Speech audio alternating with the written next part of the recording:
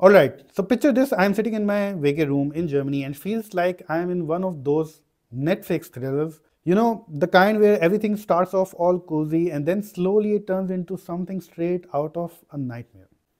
And it did. Before I get to that part, because suspense is everything, let me address some of the comments I got after posting this nightmare story on YouTube and TikTok. A lot of people were like, why would you even be in a shared apartment? Don't you want your own place? And that question, my friends, tell me that you don't know anything about German housing crisis.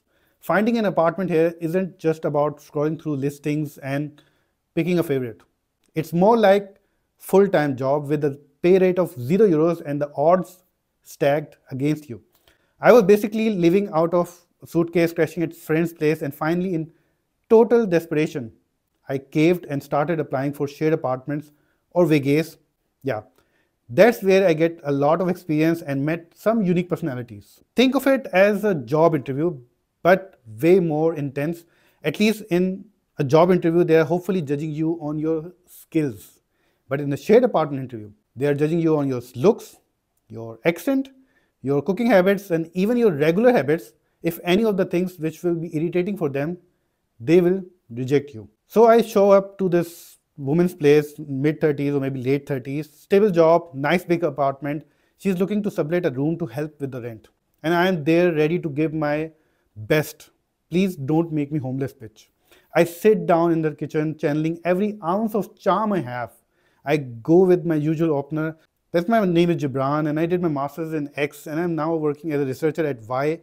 Here's the classic intro. Shows stability, education, gives off that don't worry, I'm not about to burn the place down vibe.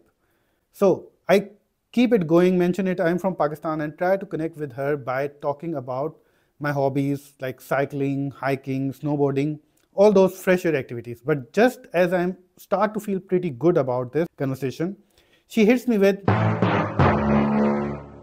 read that Pakistani men don't let their women study or work, that they're really controlling. Now, I am sitting there like, wait, did I just hear that right? I came here to talk about rent, not to defend the honor of my entire nation. So I take a breath and ask her, where exactly are you getting these ideas? And she says, I am reading I Am Malala. And I get it. I Am Malala is a powerful book, but here's the kicker. Malala herself talks about the diversity in Pakistan, and at that time I knew she actually started her studies at Oxford with her family cheering her on every step of the way.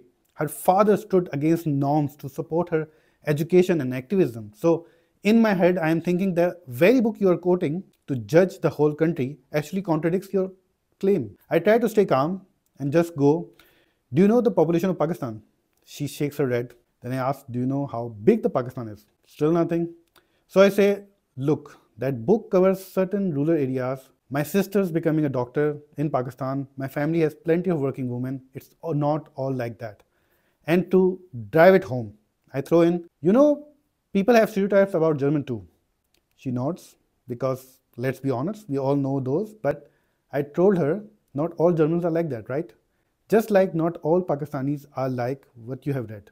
She quickly changed the subject and said she had more people to interview, so I left pretty sure that I'll be seeing more of my friend's couch for a while. But here's the takeaway, folks. Don't judge an entire country based on one book or newsletter. Just like I Am Malala doesn't capture all of Pakistan's stereotypes, don't tell the whole story of any culture. And if you're an expat facing a situation like this, don't let it get to you. Treat it like finding a bad egg in a mostly good basket. And hey, if you are new in Germany and dealing with these little cultural shocks, check out the liveingermany.de. I got guides on everything from finding housing to making friends to help you get ahead. But here's the big takeaway from this experience. Don't judge the whole country or race based on one book or news.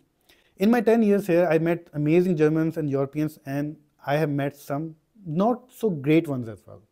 But we all stereotype sometimes, whether it's teasing a friend or cracking a joke. Just don't let it turn into how you actually see people. And it's not about Germany. Back in Pakistan, we also have our differences based on our language, region, city. But when it's your own country, it doesn't hit as hard. It's like when your sibling says something rude, you fight for 5 minutes and then go back to being best friends. But if an outsider, that one rude comment feels personal and it sticks, And it's the same with racism abroad. So if you're a foreigner here and face discrimination, don't let it be the whole story. Treat it like finding a bad egg in mostly good basket. And if you are struggling to find real friends here in Germany, I got a whole guide on making friends in Germany on liveingermany.de. It's worth it because in the end, it's about finding your own place here in every sense of the word. Just press the like and subscribe button if you agree with me. See you next time. Ciao.